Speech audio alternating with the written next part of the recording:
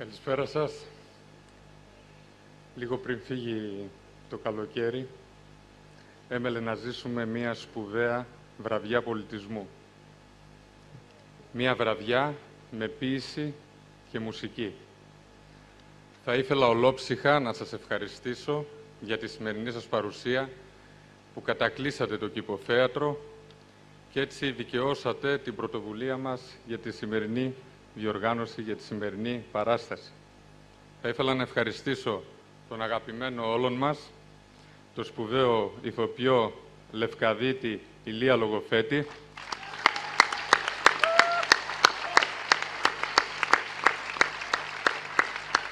το μεγάλο ερμηνευτή Βασίλη Λέκα,